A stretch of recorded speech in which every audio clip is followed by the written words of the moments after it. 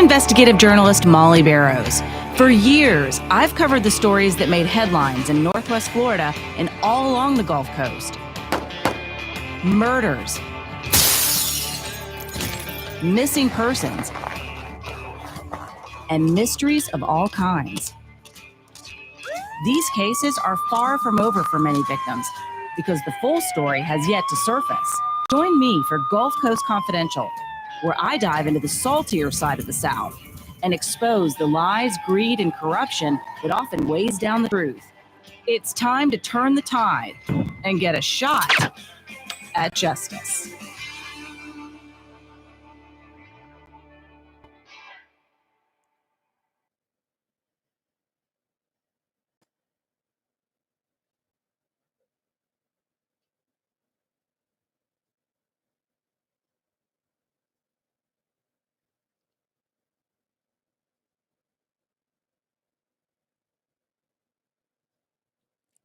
Hey, y'all, and welcome to our Gulf Coast Confidential live deep dive.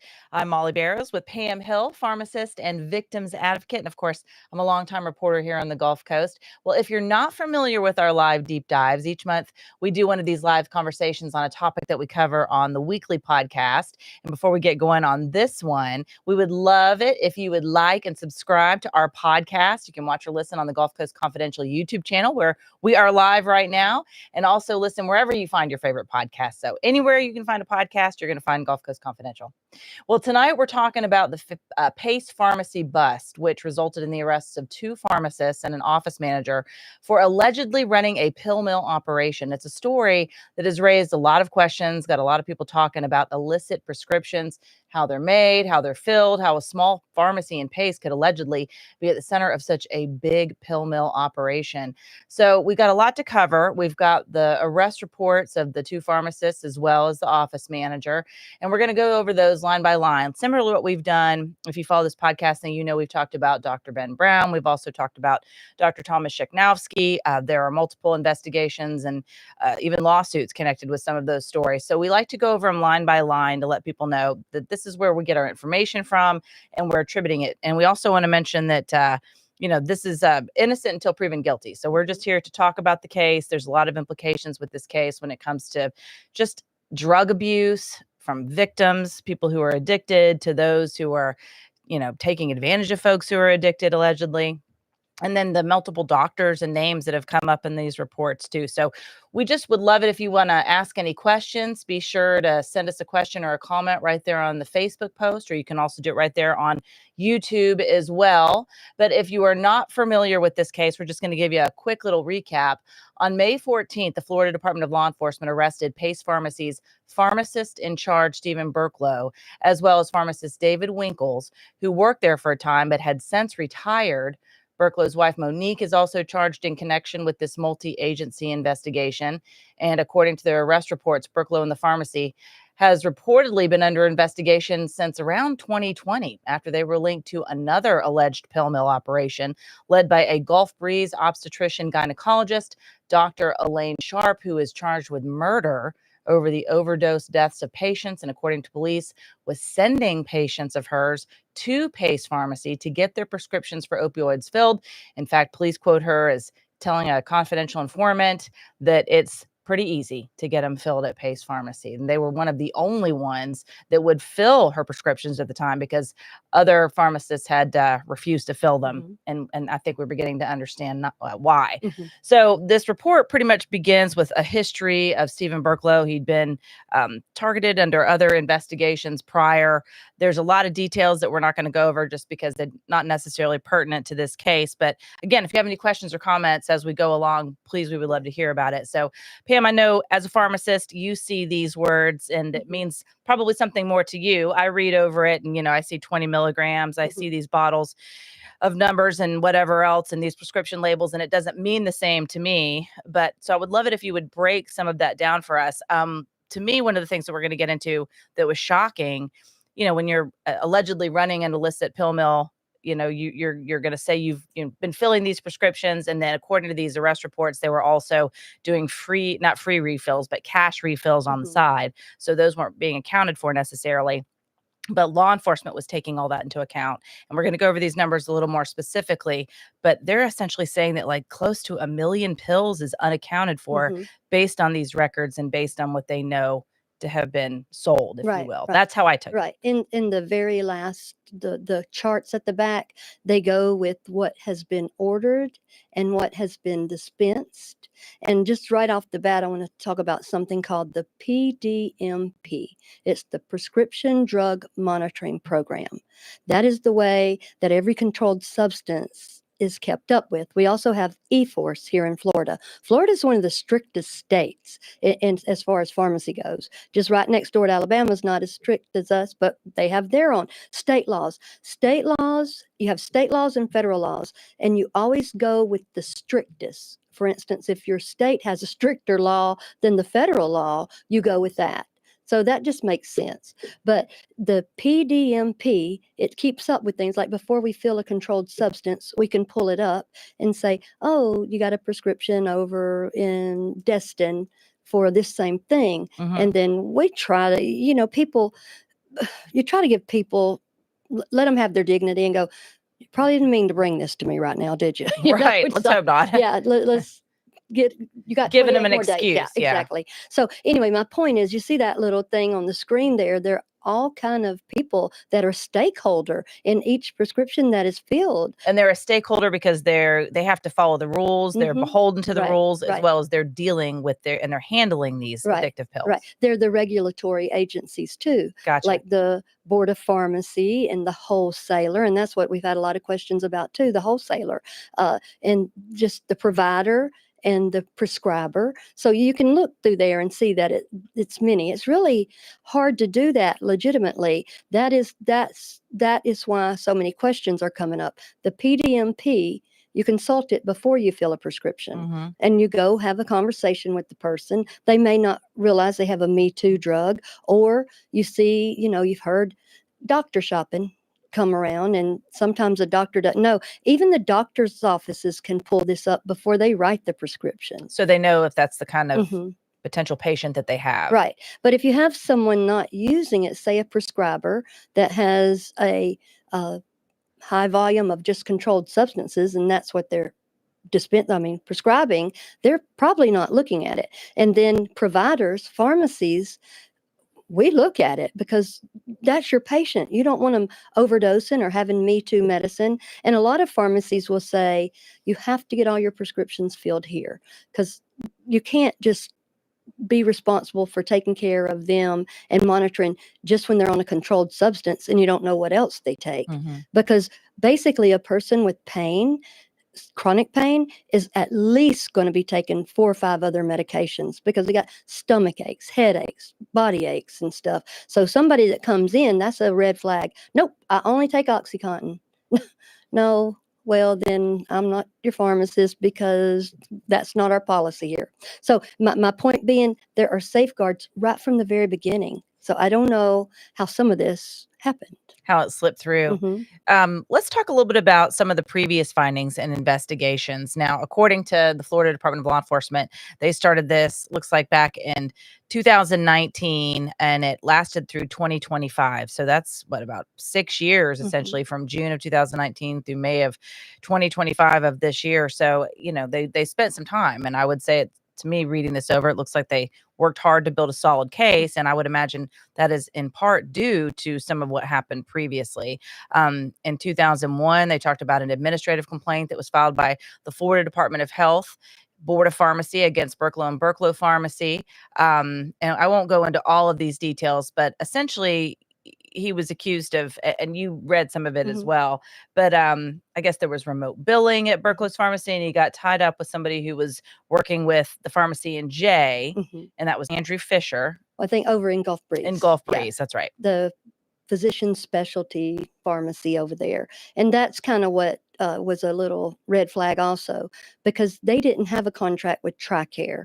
And so over there from Gulf Breeze to here, they made an agreement with Berklow that they would bill what they compounded and made over there. Well, there's a reason you don't have a contract with TRICARE, is because they don't recognize you as a supplier. So that's kind of doing an end run. I don't think that I'm not a lawyer, but I don't think that they wanted them to do that, because they kind of had to set up, in another industry, you might could do it, but pharmacy's different, and especially compounded medicines. So they had it set up where that Berkelo could bill, and then when the payment came in, he would keep a 15% handling fee, I reckon, and then 85% would go back to Gulf Breeze physician specialty. And his handling fee was because he was basically allowing it to go through his pharmacy. Because he had a contract with TRICARE, but then this is where the peer review and the geographical, just looking at it and go, well, no other pharmacies over here billing $30 million to TRICARE. So that gets you a visit from the auditors. Auditors are always in pharmacy for something. And that is, we talked about the PBMs before. Just being a pharmacy is hard because they always trying to claw back something from the provider. And it's just kind of the way it is right now. But we're trying to get PBMs, that's a legislative type thing. But they're always auditors in pharmacies. Right. And I guess that's according to these police reports, that's what they were working to avoid. So then you fast forward some to 2016. They said that Berkelo sold Berkelo Pharmacy to a man named Stuart Viator, and Viator bought Berkelo Pharmacy based on financial records that were provided to him by Berkelo, police said. However, after a few weeks, he realized that the income depicted in the financials was quote unquote not accurate. So I'm reading word for word now from this arrest report for Steve Berkelo.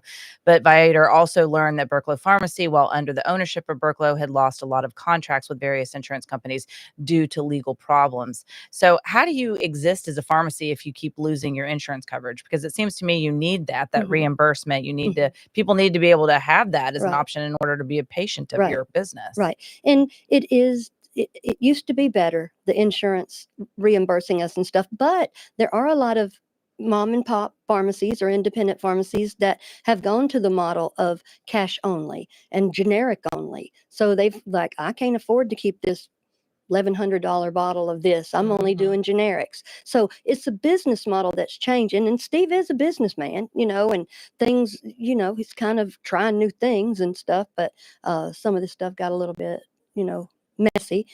But you can't be a full service pharmacy without having contracts with insurance companies. Yes. Well, and it sounds as though, according to police, Mr. Viator quickly became aware that there were some concerns and he started taking action, because it says here that Viator had Berkelo work at the pharmacy processing bills during a transition period. And during that time, he discovered Berkelo had been fraudulently billing insurance providers for prescriptions that patients were not obtaining. After Viator discovered the false billing of refills, he told Berkelo not to return to the pharmacy, and Viator directed other pharmacists to reverse all the bills submitted by Berkelo during that time. So to me, that basically says he was concerned that they weren't done right, they weren't done properly. He was trying to fix what may have been not on the up and up.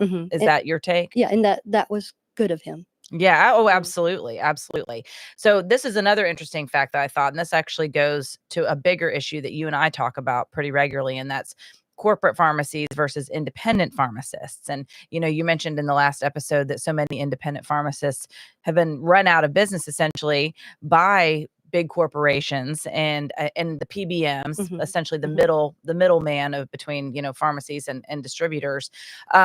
But to that point, I was going to let y'all know this is in the report as well. In March of 2017, Viator sold Berkelo Pharmacy to CVS Pharmacy.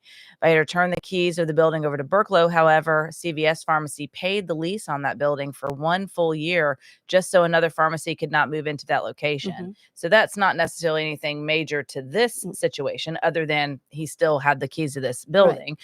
So, whatever happened. But the fact that these major corporations have the money to just pay the lease to keep competitors at bay, it sounds like. Oh, yeah. Well, they'll tear down a perfectly good building and put up another one, just because that's in the new building plan. And they know how to make money and they know how to move the ball down the field and stuff. So that was kind of normal, I think. Yeah. To pay that lease so nobody could come in there. That would just be because that was already established as a pharmacy, and that was kind of smart of them, I guess. Yes, yes. And then this will be the last bit that I'll mention about this. But they said in June of 2017, Pace Pharmacy LLC was opened with a physical location address at 5741 Quintet Road in Pace. And the owner managers at that time were listed as Christopher and Jennifer Cutchins, with Burklow is listed as the pharmacist in charge. And going through this report, you can just see when the Cutchins, as soon as they realized something was amiss, they took every step that they possibly could to minimize the damage, it sounds like. Right. And it's hard. Because they weren't pharmacists Right. based on this. Reading this Right. report, they just hired him because they thought he knew what he was doing. Right. Well, and pharmacy is a unique animal, is a unique bird. And it's hard if you're not a pharmacist. It'd be like, I mean, you could own like a hair salon or something, and it would be hard if you weren't a stylist, but you could figure it out. But pharmacy has so much regulation. Yes. Well, and I tell you what, so when you have that much regulation, apparently you really got to go out of the box, if you will, to be creative in order to sell stuff on the slide, to sell it on the black market. And essentially that's what federal investigators, state investigators, this is a multi-agency investigation, found. And they used confidential informants, they used undercover officers, they talked to previous employees, they talked to people that work for them, on and off the record, if you will.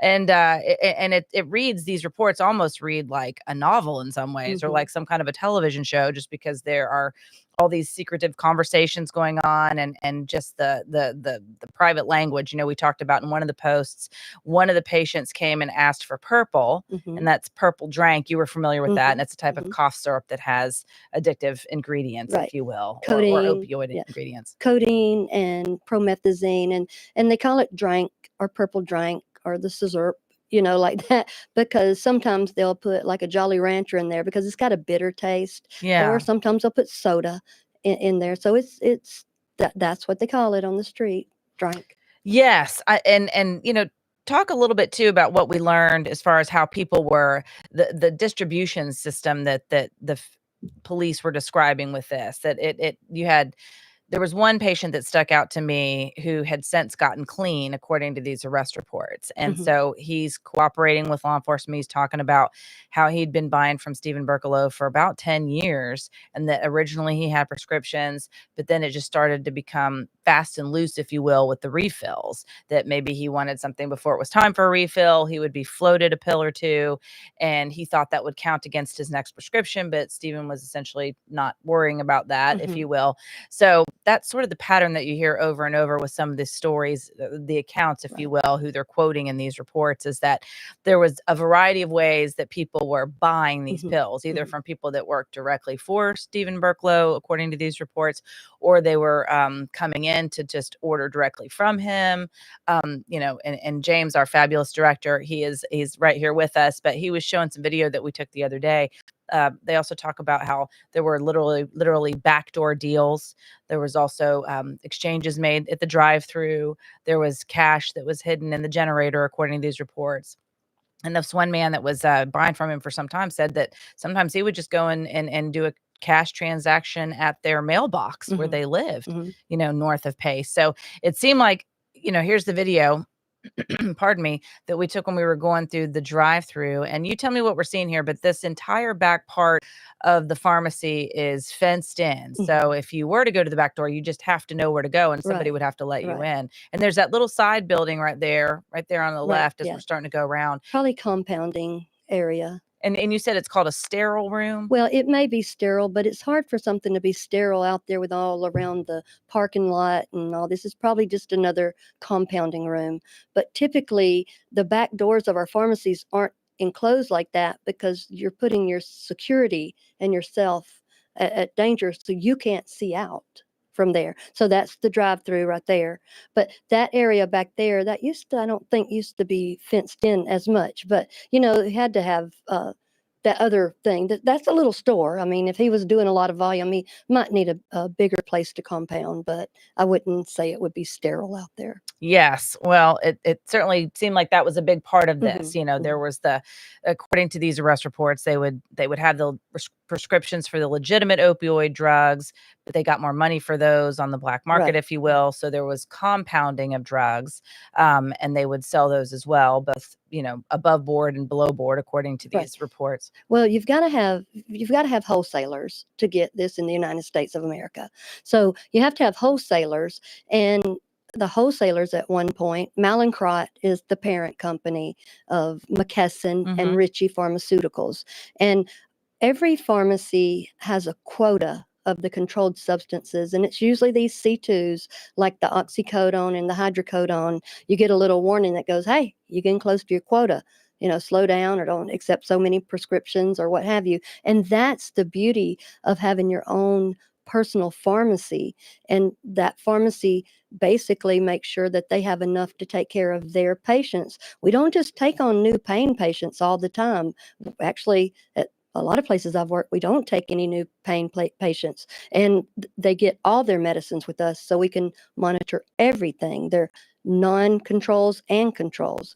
But if somebody comes in and is only asking for the same pharmacist all the time, only want to pay cash, being a little bit abrupt and rude, because the technicians and the salespeople and stuff, they're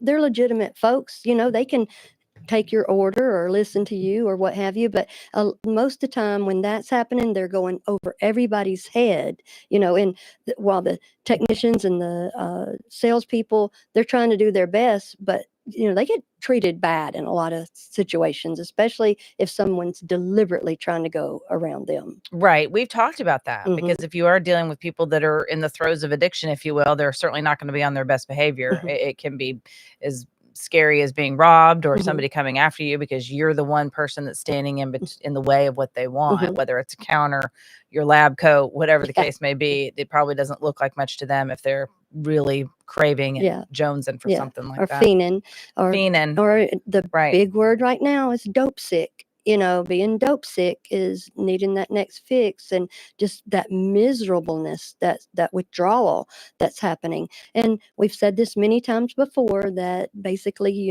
we know addiction is not a moral failing; it is a disease. And a lot of people may or may not believe that, but nobody gets up in the morning. Nobody on either end of it gets up and goes, "Hey, let me train wreck my entire life and everybody else that's associated with me Mhm. today." Absolutely. Well, you talk about the McKesson Drug Company, as well as some of the other, middlemen, if you will, the Mhm. distributors.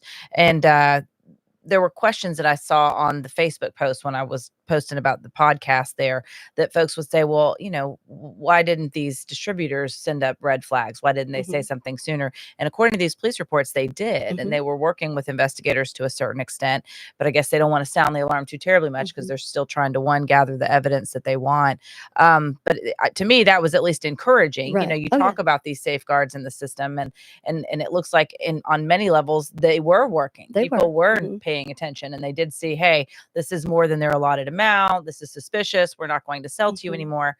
But the reporter in me, after doing this for so many years and seeing so many small time drug busts, like, African American boys out on the streets slinging dope, they're spending a heck of a lot more time in jail and in prison than these white men that got Mhm. busted for this Mhm. over and over. I Mhm. mean, and I think about the phrase, you can steal more money with a briefcase than you can with a gun. Oh, And wow. and 30 million from Mhm. TRICARE alone in that previous Mhm. bust. Yep. And then, it just seems like over and over again, there's been this major breaking of the rules with all these heavy restrictions on opioids, yet your common street dealer is spending far more time in prison Mhm. and looking at much harsher punishments than these guys ever did. Mhm. Until now, it Yeah. might change Yeah. now. Well, in the wholesalers doing their job, and basically that means the opioids are having to come from somewhere else. It's not going through the Mhm. PDMP. It's not going through eForce this way, or through your.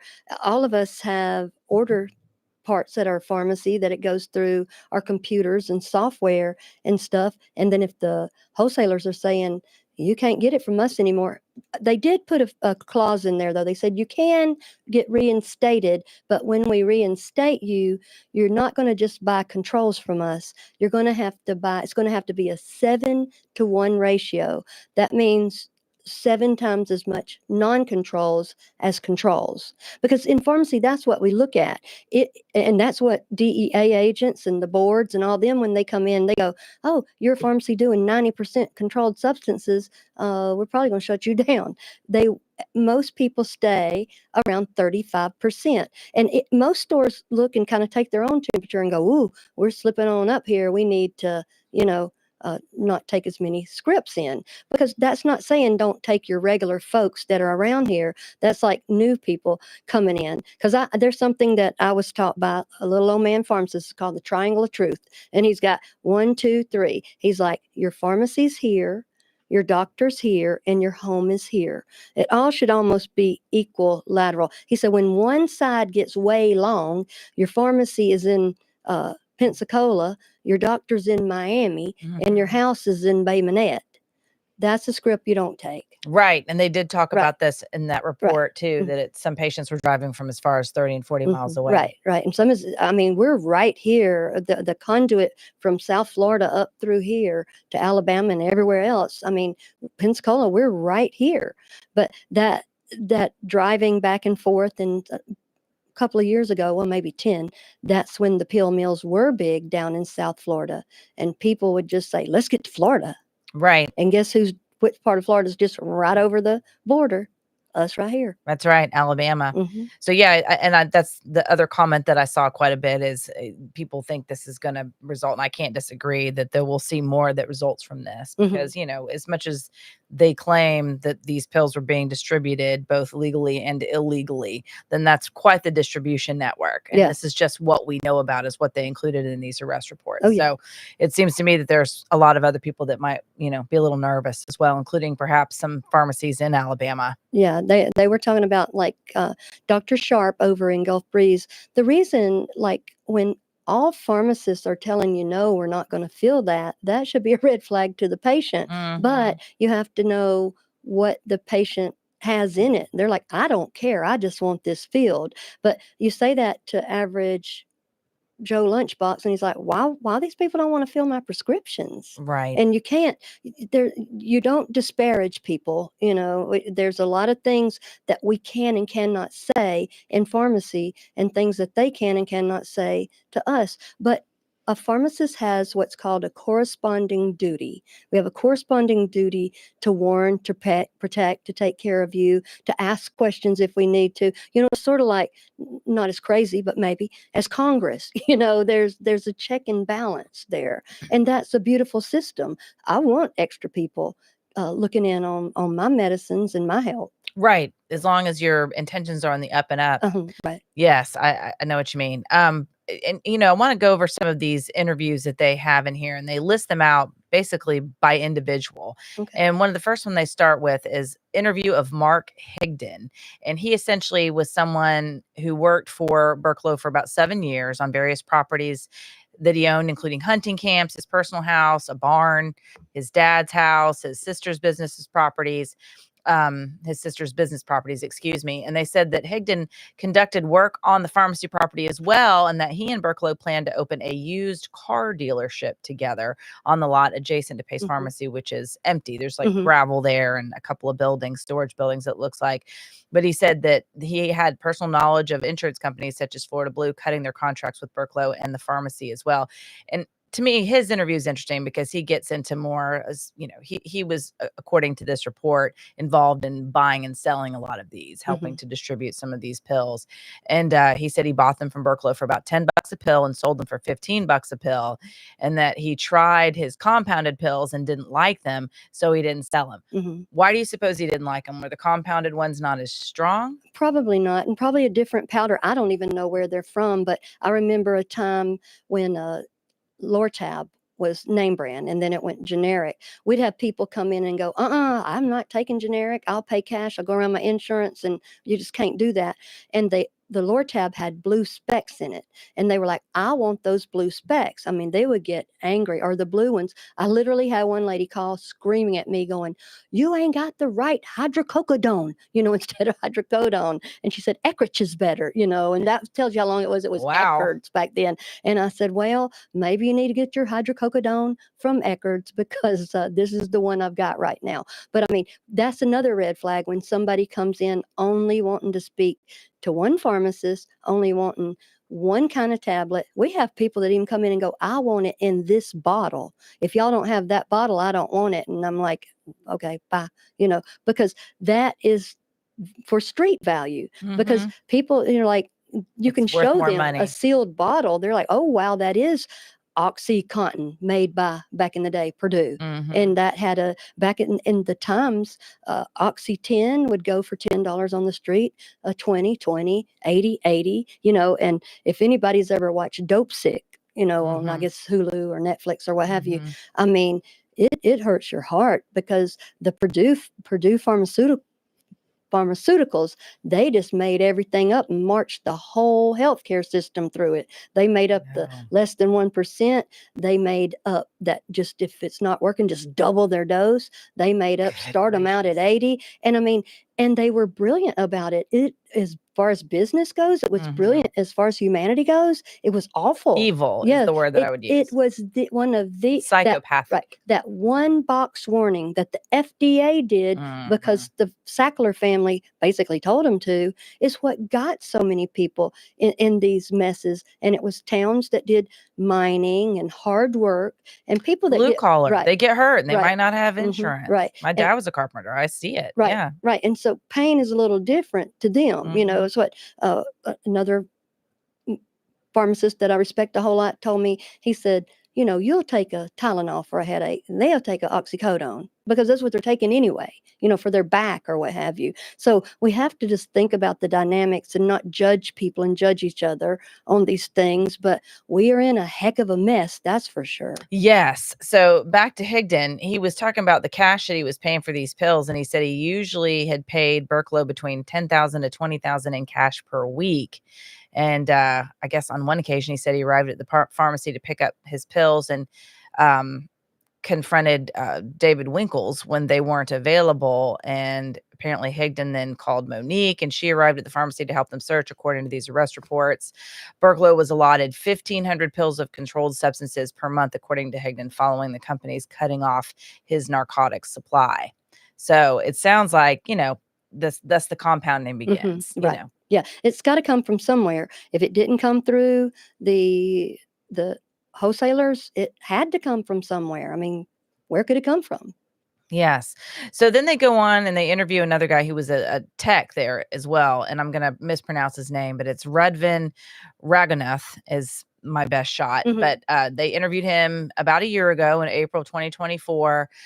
Former pharmacy technician at Pace Pharmacy, worked there from 2019 to 2022. And he said he didn't have a set station at the pharmacy. He sort of floated throughout the workday. So he saw a lot, is what it sounds like. He started in the back of the pharmacy towards the compounding area, worked alongside Winkles. And towards the end of the day, worked with Berklow near the drive-through window. He said that Berklow never worked past lunchtime and disappeared during peak hours at the pharmacy, with employees unable to reach him.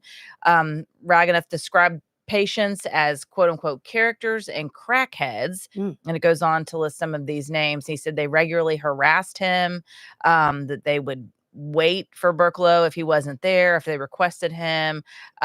He said at one point, Berklow gave him quote unquote bags of pills, and he had to run these bags out to the characters. So that's another description of someone who the police talked to, who was basically right there, eyewitness as to how some of these pills were being sold allegedly. Yeah, and he said that they would have IOUs that would go out to people, which partial filling of the C2s or the oxycodone and that category, you don't fill those partially. You fill the entire prescription. Well, and he's also the one, we talk about where the ingredients come, the precursors, as they call them, in order to make some of these opioid pills.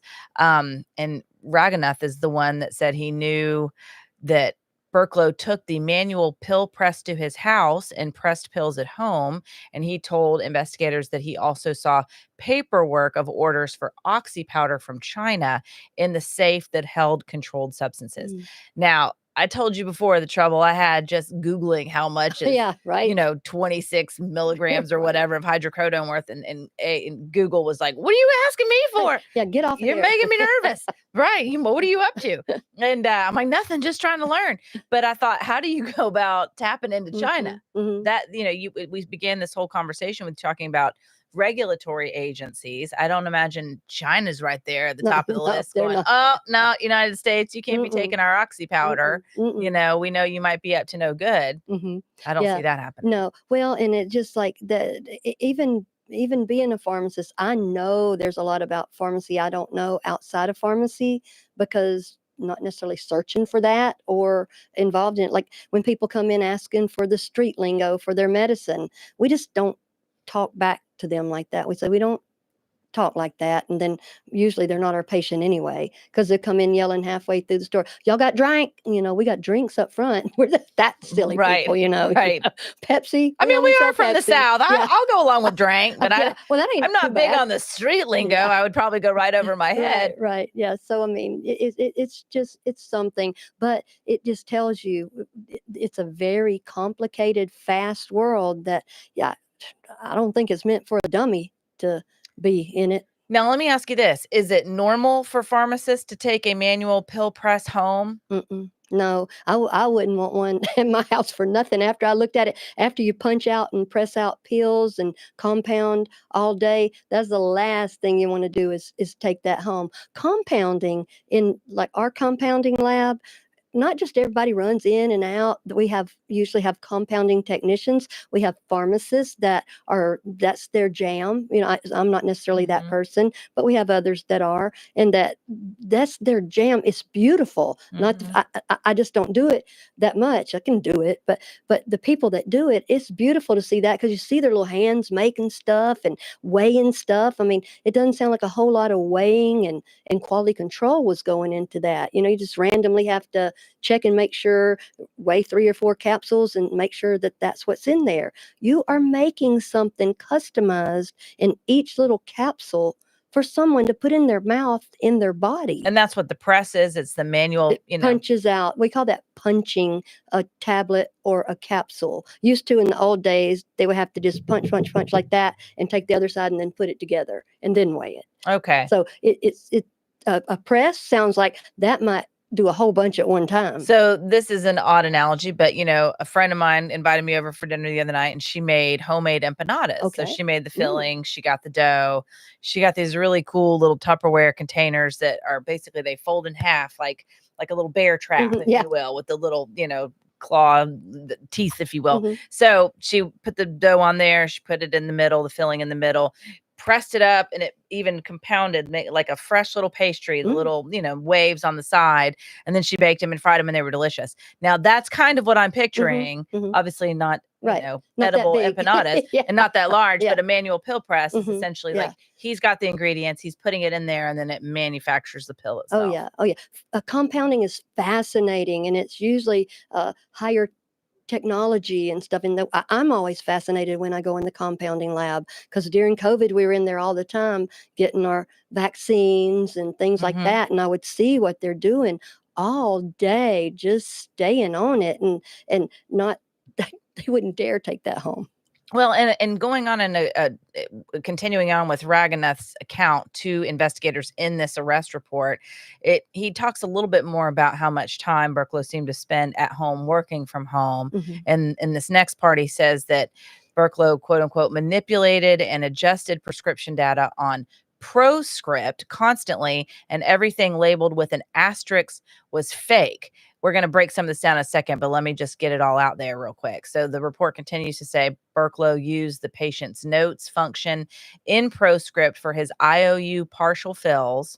Berklow kept an icon on the desktop of the computer at Pace Pharmacy that allowed him to access ProScript remotely and manipulate data from home. Raghunath knew about the icon and remote work from Winkles. Winkles informed Raghunath that Berklow printed prescription labels at home as well. So what's going on Mhm. there? Yeah. What is ProScript, first of all? Is that a Like the database? computer program, and a lot of times it's connected to our cash registers.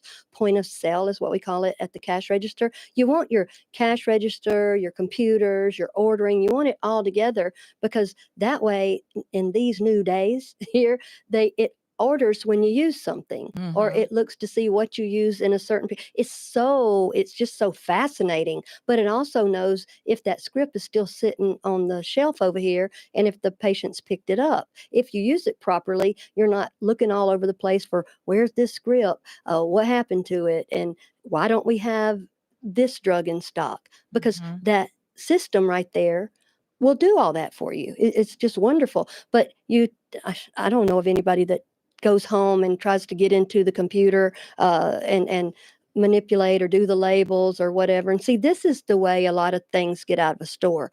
That, remember we were talking about last time, that label only function.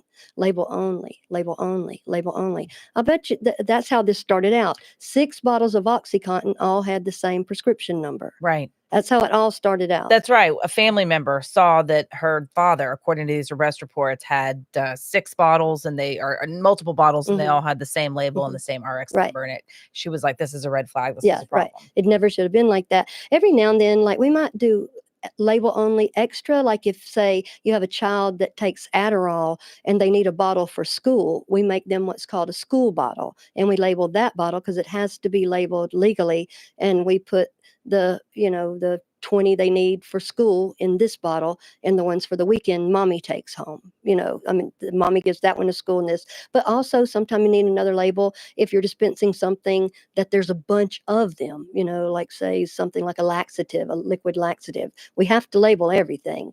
But label only, when I hear a label only coming off too much, it's just like, what's going on? What's going on? Because there's no need for it in regular. And then the looking in the notes function, notes are meant like ring the doorbell, they don't hear good.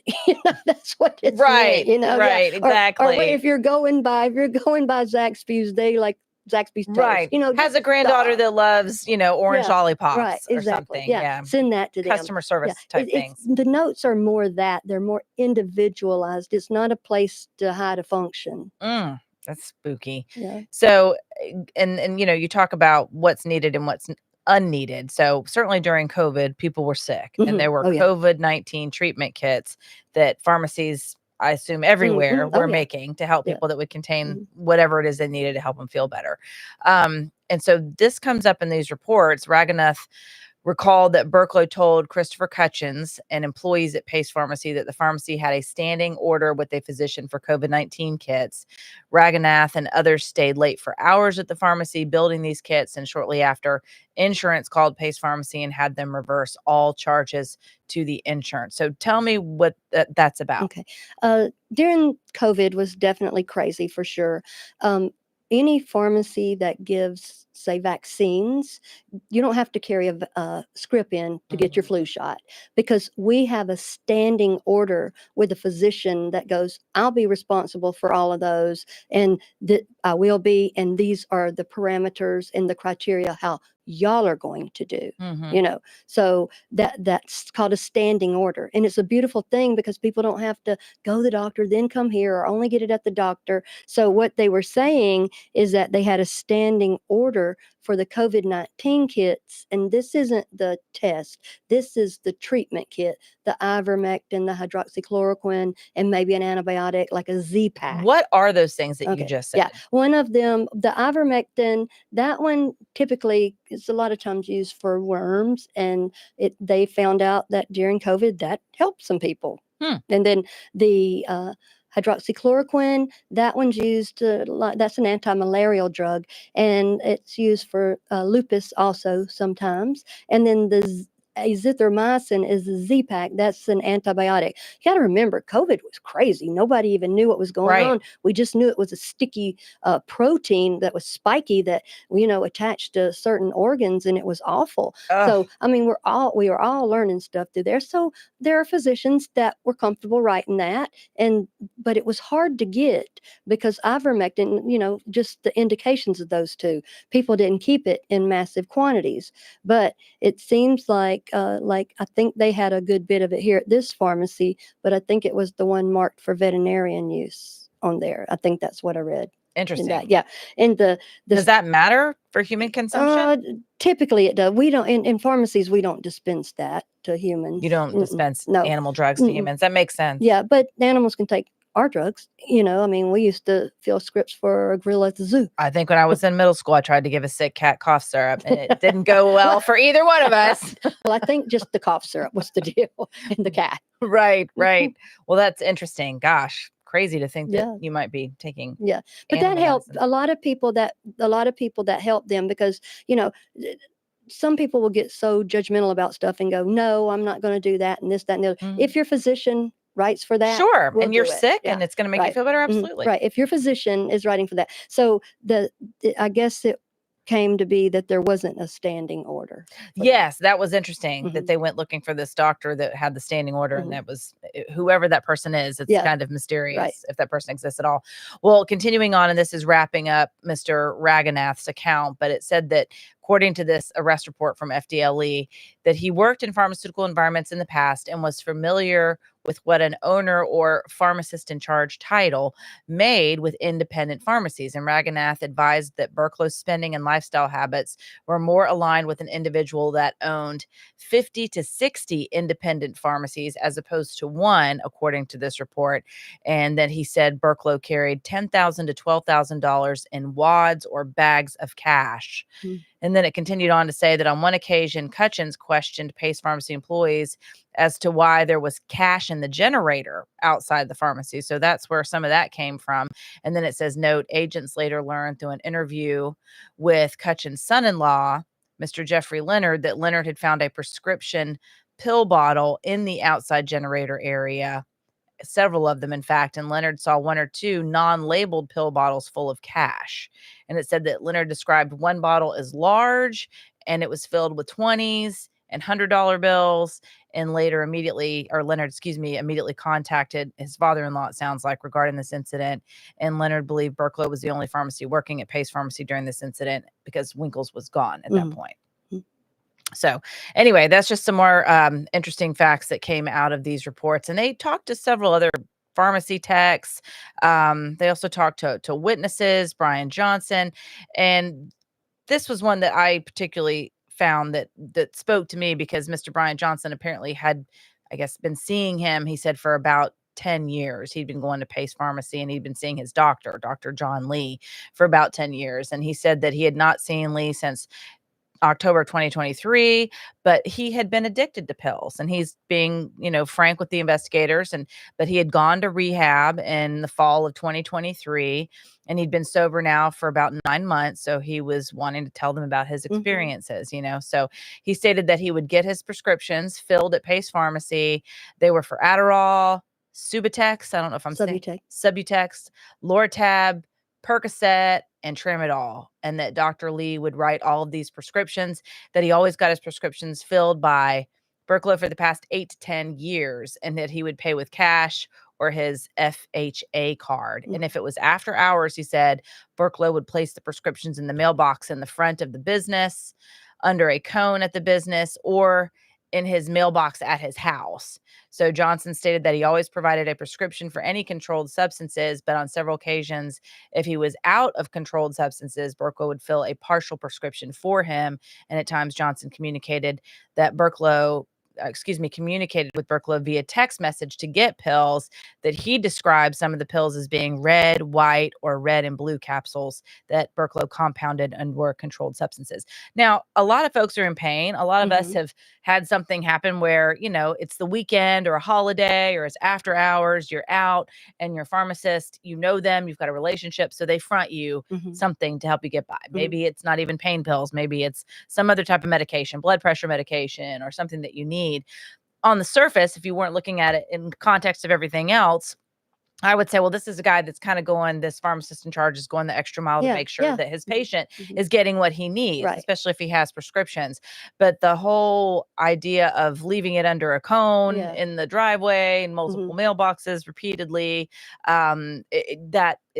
that's not Yeah, normal, I yeah. wouldn't think. No, it's not. Now, every now and then Sure. Well, you might have to make do. Sure. every now and then somebody might leave a non-controlled something hidden in a flower pot out front or something, but it usually makes folks nervous, and somebody that lives around the pharmacy will go back up there and check or just Mhm. wait or whatever. But you can't let folks just stand around and wait like pharmacists or anybody, the techs or anything, because, you need to go home. When we're closing up, there's a lot of security and timing and things that we have to do and get off the property. So sometimes, every now and then, I've never seen anybody leave a control like that, but I have seen them leave some other stuff out like that. Yes. Well, there are several other the paragraphs within these reports where they just get into more of the details of how the operation went. There's more information, in fact, about the COVID-19 treatment kits. But let's get into this identity theft. I thought that was interesting. We touched on it a little bit in our previous episode on this. But this is about identity theft involving physicians, pardon me, and that apparently, according to investigators, that these NPI numbers were being used without their knowledge, and this is yet another way of getting around. Right, It right. sounds like, I can't be seen as whatever doctor shopping you're doing. Maybe they don't have enough doctors that are willing to write these legitimate prescriptions, so they're basically using these NPI numbers to try to do Yeah. that, is what it sounds Yeah. like. Well, they used to use DEA number was the identifier for most doctors, but that is so you can prescribe controlled substances. And your DEA number is like your social security number. You don't want everybody in the world having it. Used to, back in the day, they just stamped it on the prescription pad and sent it, because also back in the day, there was a way that we could add up the numbers and then double this, and then it would be the end. We could see because basically people could just write a number. Can you hold that thought for 1 second? I just don't want to leave Lisa Orlich hanging. So, All right. Lisa, thank you so much for your question. She is on our Facebook page, and she said, "Did the Burklows live a lavish lifestyle?" And I feel like Mr. Raganath sort of Yeah. indicated Yeah. that he lived like an independent pharmacy owner who owned 50 to 60, as opposed to a pharmacist in charge of just one. Right. We did drive out and see his house, and it's a big, beautiful house, on a big, beautiful piece of property. There it is right there. James is bringing it up. And there's nothing wrong with that. Yeah. There's nothing wrong with having a big, beautiful house. There's nothing wrong with having lots of money.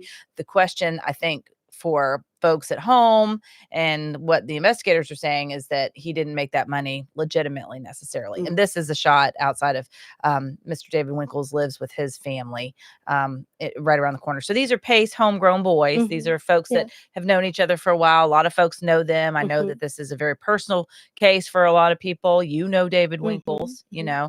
and a good friend of ours was a patient of Mr. Winkles as well. So it's tough when people do have relationships, when you see all the good that they've also done in their work and in their personal lives. But it does make you take a fresh look when you realize, okay, well, according to the cops, they were making money hand over fist in the generator, under the cone, in the mailbox, from the delivery drivers. So I don't know exactly what a lavish lifestyle looks like, but there's also talk, and I'm not certainly casting aspersions as someone who's gotten, work done, if you will, myself. But I think that there's certainly been a lot of comments that was something that she enjoyed, and a lot of folks do. Yeah. That's expensive, but I wouldn't say it was necessarily a lavish lifestyle. Lots of folks do that who have just moderate income. So I don't know if they lived a lavish lifestyle, I guess is my point. I just know there's indications that they had money to spend. Yeah. There's nothing wrong with the plastic surgery or what have you and Right. stuff, because Agreed. Totally. she's gorgeous anyway. Yeah, totally. And so I don't like when people say that. Yeah, there have been That's some not pretty nice. harsh criticisms, Yeah. and it's not fair. Yeah, it's not fair, because all this is alleged too still, Right. Right. And the thing is, this is not fun for anybody. This is not good for anybody. It's sad. Yeah. It's sad for their families. It's sad for their patients. It's sad for the community. Little old Pace, Florida, making national headlines, got a cranking pill mill, according to multiple investigators. But yeah, so there's just, I think that's partially why we're spending some time unpacking this, is because I know I don't understand exactly how pharmacy works. I don't understand how pill mill operations work. As you know, I'm a big fan of crime shows, and I understand that illegal activities happen, and people, if they're going to break the law, they find a way to get around it. But this is on a whole nother level. Again, I feel like this is, it's white collar crime to a certain extent, but it borders on murder. If you're knowingly feeding someone, just like what Dr. Sharp is facing, if you are knowingly feeding addicts something that they're going to abuse and can't control themselves on, or maybe if you're compounding like the Burklows were and are accused of being alleged, and maybe even manipulating some of the amounts, then you don't necessarily know how it's going to impact someone if it's not being handled in a regulatory sort of scientific way. Right. And it may have been for all we know. But well, there's just a way. Pharmacy has a way like that. It's a pain in the tail a lot of times, and you get to thinking they're not putting the patient first, like the regulations and stuff, because I don't think anybody goes into healthcare thinking they're going to do anything but to help people. Because if people go into it just for money, you wouldn't be going in just pharmacy. You'll be going doing something else, right. But I just something got off kilter somewhere along the line. Well, and when is enough money enough? And I think about that with so many crimes that we've covered, and not even necessarily this particular case, but just based on the numbers alone. Again, I Googled it. What would it be worth? Some of what they're accused of trafficking, just street value alone, was worth $22 million. Wow. So that's a ton of money. Mhm. And then you talk about, the previous investigation where they said they defrauded TRICARE of 300, or maybe it was 300,000. I'll have to go back and look at it. But at any rate, it was a lot of money. Yeah. We're talking a lot of money. And then when you're dealing with that much cash, and it becomes, well, where do you put all that cash? And that's why I was curious when that one fellow was wanting to start a car dealership. I think it was, anyway, I'll go back and look for sure. Well, that's probably a good cash business. That's what I thought. Not selling like high-end cars. Well, if you're trying to launder your cash, why not do it through used cars, Yeah, or some people might have $800 to buy a car or something, so there's a lot of businesses that are good cash businesses. Yes. And so I think if I'm the feds, I'm, which I'm nowhere near an expert, not at that level in any way, shape, or form, but that's obviously what I would be looking at too, where, because he looks like, according to these reports, he surrendered his license that you need in order to prescribe and handle these opioids in 2023. So he's had a little time, it seems like, to see this coming, if you will. If it is true what these allegations are, and he was making all this money, where did it go? Where is it? And you look and see that Winkles has made bond, Monique has made bond, Steve Berklow, I think it's like over 300,000, or excuse me, $1.3 million. I think he needs 130,000. Right, he needs about 130,000, but with Nebula Fund, on it, the lock. Yes, explain what that is. Well, that just means that none of the money from the alleged, as they drug would say, selling, can be used. So you have to prove where you got that from. Right, and I do wonder if that isn't what's taking so long. That's a lot of money. $130,000 is a lot. That means like you might have to ask your parents, you might have to take out a second mortgage, or mortgage your house or something. So that's interesting. But yeah, it says here, it should be noted on July 31st, 2023, Berklow surrendered his controlled substance license to DEA Diversion. During an interview with DEA Diversion investigators, Berklow admitted to providing controlled substances to patients without a valid prescription. Berklow admitted he knew this was illegal and did it for friends and customers he knew.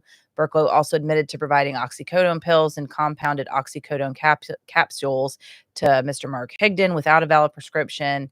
They said he reprinted prescription labels to medications without prescriptions and did not report the loss of inventory to the PDMP. At the conclusion of the interview, Berklow surrendered his DEA license at the time for cause, according to this report, and Berklow understood he was not allowed to possess, order, administer, distribute, manufacture, or deliver any scheduled controlled substances going forward. And they said, lastly, in 2016, Winkles was indicted by a federal grand jury in the Southern District of Alabama for unlawfully distributing and dispensing, and to aid, abet, and cause to be distributed or dispensed, and to possess, with intent to distribute and dispense at least 1.3 million units of tramadol, a Schedule 4 controlled substance outside the usual course of professional practice. So basically, they're painting a picture of maybe some rule breaking for some time before this came to be. Yeah. And that's sad. So in conclusion, they just start going through the various charges: conspiracy to commit racketeering, conspiracy to traffic Schedule 2 controlled substances. And this is Steve Berklow's report as well as Mr. Winkle's report. So there's just a lot of information here for folks who are interested in reading it, so they know where we get our information from as journalists and what we like to cover here on this podcast. If you're not familiar with Gulf Coast Confidential, we have a lot of episodes, but we take it from the victim's point of view. We want to make sure our information is attributed and accurate. And if you have any questions or any issues, please feel free to reach out, leave us a comment. You can message either one of us. And we want to hear from you. And if you have a story that you feel like needs to be told, if you have anything you want to weigh in about this case, we certainly would love to hear from you as well. Yeah, it's just the whole thing is just sad to me. That's my comment. It is. And we'll continue to follow it. And we thank you so much for joining us here on Gulf Coast Confidential for our live deep dive conversation into this topic. Pace Pharmacy Deep Dive, accused of illicit prescriptions, is the name of this episode. And we appreciate you joining us. I'm your host, writer, and producer, Molly Barrows, with co-host and researcher, Pam Hill. And a big thanks, as always, to our director, editor, and production engineer, James Roy.